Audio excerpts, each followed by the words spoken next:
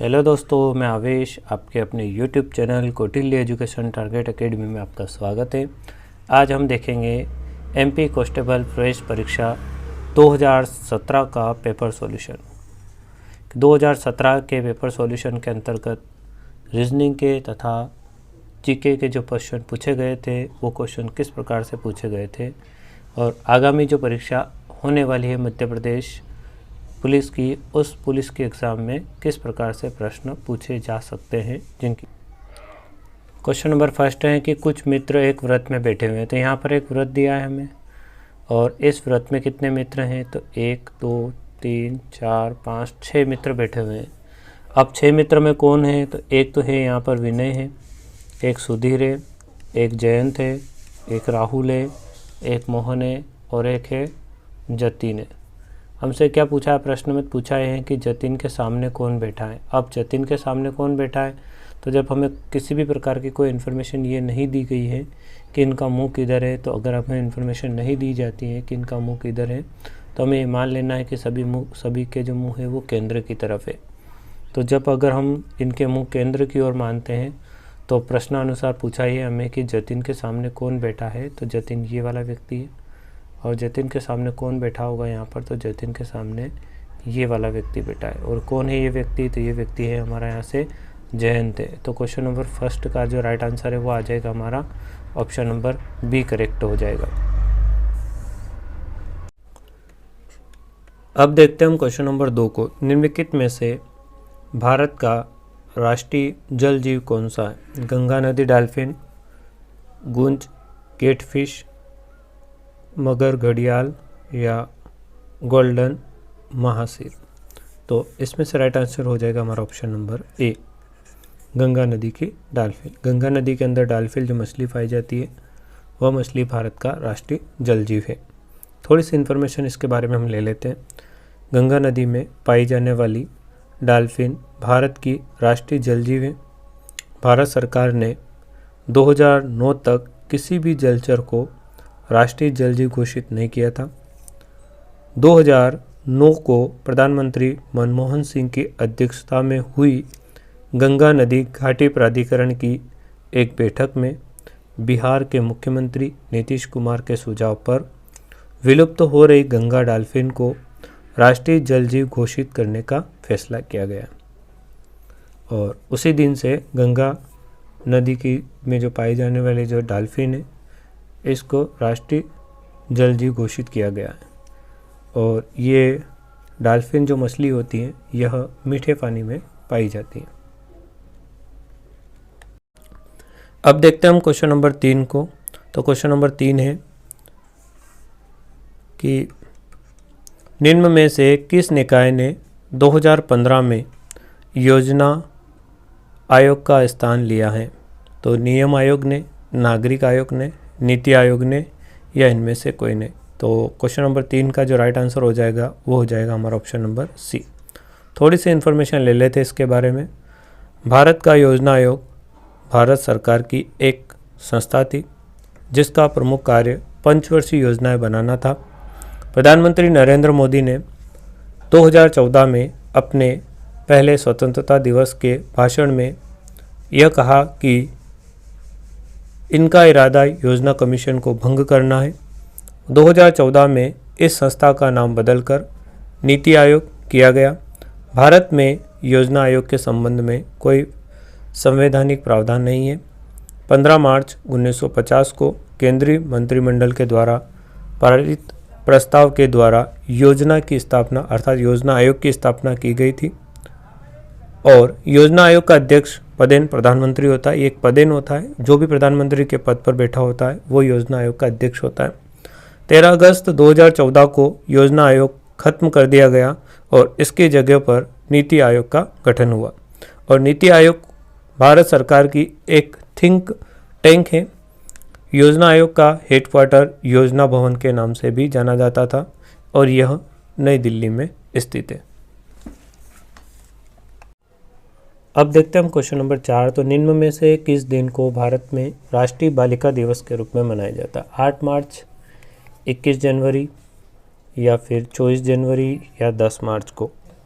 तो भारत में लड़कियों की साक्षरता दर, उसके साथ भेदभाव, कन्या भ्रूण हत्या एक बड़ा मसला रहा है। और ये भी देखा गया है कि साक्षरता दर भी एशिया में सबसे कम रही है। और इसी को देखते हुए भारत में महिला बाल विकास मंत्रालय ने 24 जनवरी को राष्ट्रीय बालिका दिवस मनाने की शुरुआत की थी, और यह शुरुआत की थी 2009 में।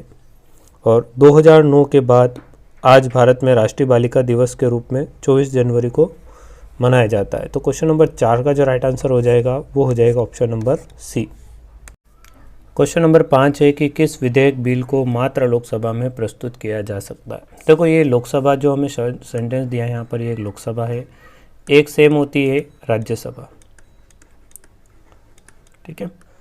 अब ये लोकसभा क्या होती है, राज्यसभा क्या होता है, और एक और व्यक्ति होता है राष्ट्रपति, इन तीनों की भूमिका क्या होती है। तो लोकसभा और राज्यसभा तो सदन होते हैं, कानून के द्वारा मान्यता प्राप्त सदन होते हैं।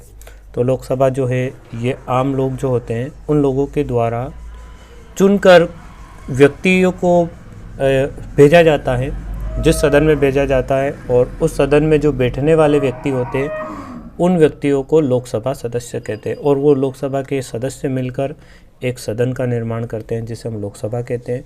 और लोकसभा जो है ये एक निम्न सदन होता है, और ठीक इसी प्रकार से एक उच्च सदन होता है जिसे हम राज्यसभा कहते हैं। वहाँ पे राज्यसभा के सदस्य होते हैं, राज्यसभा एक स्थायी सदन होता है, ठीक है। इनके सदस्यों का कार्यकाल बदलता रहता है, पर राज्यसभा एक स्थायी सदन होता है। फिलहाल हमसे प्रश्न ये नहीं पूछा गया था, हमसे प्रश्न ये पूछा गया था कि किस विधेयक बिल को मात्र लोकसभा में प्रस्तुत किया जा सकता है। तो क्या वित्तीय विधेयक बिल को लोकसभा में प्रस्तुत किया जा सकता है, विनिमय विधेयक बिल को, या फिर साधारण विधेयक बिल को, या धन विधेयक बिल को। तो बिल का मतलब होता है कि जब तक राष्ट्रपति उस लोग, जैसे मान लेते हैं कि उदाहरण के लिए कि लोकसभा में किसी बिल को रखा गया, लोकसभा के सदस्यों ने उस पर बहस करी है, और बहस करने के बाद उसको अगर पास होता है तो वो राज्यसभा में जाता है। राज्यसभा के सदस्य उस पर चर्चा करते हैं, चर्चा करने के बाद उस बिल को हम कहाँ पर भेजते हैं, तो उस बिल को हम राष्ट्रपति के पास से भेज देते हैं। और राष्ट्रपति अगर उस बिल पे सिग्नेचर कर देता है तो वो बिल न रहते हुए वो कानून बन जाता है, ठीक है। तो ये एक प्रोसेस होती है कानून बनने की। तो पहले बिल होता है वो, तो उस बिल को किस में, तो प्रश्न ये था कि किस विधेयक बिल को मात्र लोकसभा में प्रस्तुत किया जा सकता है। तो वित्तीय विधेयक बिल को, विनिमय विधेयक बिल को, साधारण विधेयक बिल को, या धन विधेयक बिल को। तो पहले लोकसभा में प्रस्तुत किया जा सकता है, यहाँ से ऑप्शन नंबर डी करेक्ट हो जाएगा, धन विधेयक बिल को। क्वेश्चन नंबर 6 है महाजनपद युग में उज्जैन किसकी राजधानी थी। तो उज्जैन के बारे में यहाँ पर हमसे क्वेश्चन पूछा गया है। और अगर हम उज्जैन के बारे में देखें तो उज्जैन काफ़ी प्राचीन शहर है। तो जब भारत में महाजनपद युग हुआ करता था, जब जनपद में भारत का विभाजन था, उस समय जो उज्जैन है, यह उज्जैन किसकी राजधानी रही थी। तो क्या ये मत्स्य प्रदेश की राजधानी रही थी, वज्जी की राजधानी रही थी, या अशोक की राजधानी रही थी, या फिर अवंती की राजधानी रही थी। तो इसका जो राइट आंसर हो जाएगा वो हो जाएगा हमारा ऑप्शन नंबर डी हो जाएगा। तो ये किसकी राजधानी रही थी, तो उज्जैन जो था ये महाजनपद युग में अवंती की राजधानी रहा था। अब हम देखते हैं क्वेश्चन नंबर 7 को। तो क्वेश्चन नंबर 7 है कि अमरकंटक जिले में स्थित है। तो अमरकंटक जो स्थान है यह किस जिले के अंतर्गत आता है। तो इसका तो राइट आंसर हो जाएगा हमारा अनूपपुर ज़िले के अंतर्गत आता है। तो अनूपपुर जो ज़िला है यह मध्य प्रदेश के पूर्व में स्थित है। और अगर इसके बारे में हम इन्फॉर्मेशन लें तो अमरकंटक नर्मदा नदी, सोन नदी, जोहिला नदी का उद्गम स्थान है। यह मध्य प्रदेश के अनूपपुर ज़िले में स्थित है। मैकाल की पहाड़ियों में स्थित अमरकंटक मध्य प्रदेश के अनूपपुर ज़िले का लोकप्रिय हिंदू तीर्थ स्थल भी है। विंध्य और सतपुड़ा की पहाड़ियों का मेल भी है। यहाँ के खूबसूरत झरने, पवित्र तालाब, ऊंची पहाड़ियाँ और शांत वातावरण सैलानियों को मंत्रमुग्ध कर देती है। और प्रकृति प्रेमी और धार्मिक प्रवृत्ति के लोगों को यह स्थान काफ़ी पसंद आता है। कौन सा स्थान, अमरकंटक। तो अमरकंटक किस ज़िले में के अंतर्गत आता है, तो यह आता है अनूपपुर ज़िले के अंतर्गत। अब देखते हैं हम क्वेश्चन नंबर 8 जो कि रीजनिंग का है। यहाँ पे लिखा है कि नवंबर, और नवंबर को ही यहाँ पर आगे पीछे लिखा गया। देखो कैसे, ये जो लास्ट का जो आर है ये नंबर 1 पे चला गया है, फिर पीछे से ई जो है ये दूसरे नंबर पर, ई जो है ये यहाँ पर आगे से दूसरे नंबर पे चला गया है, अर्थात इस आर का और इस आर का संबंध है। और लास्ट वाला ई जो सेकंड लास्ट जो ई है ये सेकंड चला गया है। इधर से थर्ड लास्ट बी जो है ये थर्ड नंबर पे चला गया है। और क्या इसी प्रकार से दिसंबर में भी हो रहा है क्या? तो देखो लास्ट का आर पहले नंबर पे चला गया है, फिर ई जो है लास्ट का यहाँ पर दूसरे नंबर पे चला गया है। इधर से अंतिम से तीसरा नंबर पे जो बी था यह इधर से आगे से तीसरे नंबर के बी पर चला गया है, ये भी सही चल रहा है। अर्थात यहाँ पर भी यही होगा कि जो लास्ट में जो आर है यह आर पहले नंबर पे आ जाएगा, लास्ट में जो ई है सेकेंड नंबर पे वो सेकेंड नंबर पे चला जाएगा, और लास्ट से जो थर्ड नंबर पे जो बी है ये आगे से तीसरे नंबर पे चला जाएगा बी, फिर आएगा ओ, फिर इसी प्रकार से आएगा टी, फिर इसी प्रकार से सी, और जो एक नंबर पे था वह अंतिम नंबर पे चला जाएगा ओ।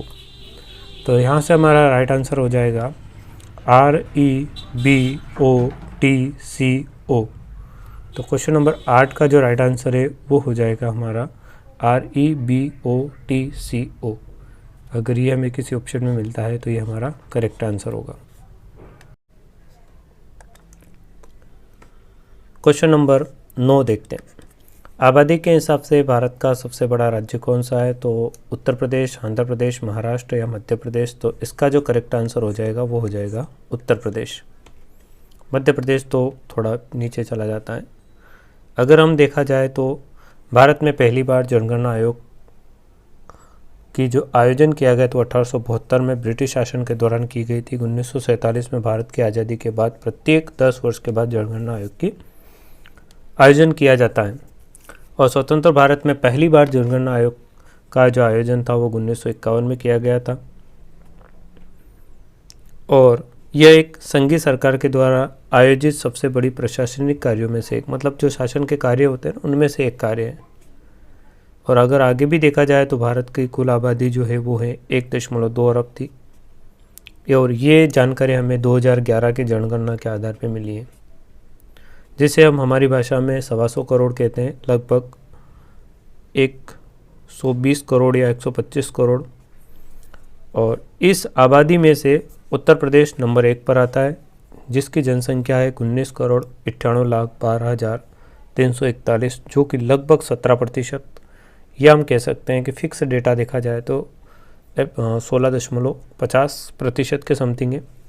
फिर हम महाराष्ट्र आता है दूसरे नंबर पर, 11 करोड़ समथिंग है, और इसका लगभग 9.28 या 9% के समथिंग जाता है। फिर आता है बिहार थर्ड नंबर पे, और फोर्थ नंबर पे आता है पश्चिम बंगाल, और 5 नंबर पे आता है आंध्र प्रदेश, और 6वें नंबर पे चला जाता है हमारा मध्य प्रदेश।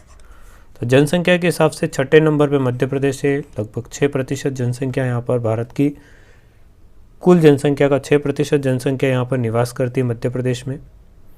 और ये है 7,26,26,809 के समथिंग जनसंख्या मध्य प्रदेश में निवास करती है।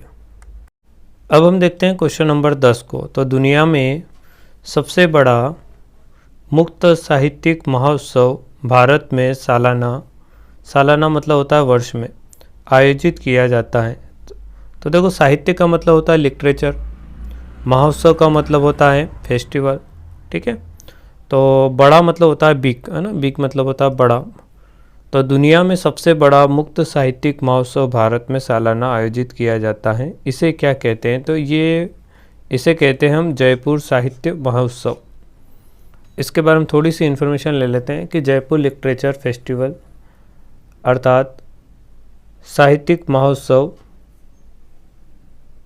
सबसे बड़ा मुक्त साहित्यिक त्यौहार है, और इसे मिरांडा सिमोर ने 2008 में सबसे महान साहित्यिक त्यौहार के रूप में वर्णित किया था। और इस उत्सव का आयोजन 17वीं शताब्दी से डिग्गी पैलेस में होता आ रहा है। तो 10वें का नंबर का जो क्वेश्चन था इसका राइट आंसर हो जाएगा हमारा जयपुर के साहित्य महोत्सव।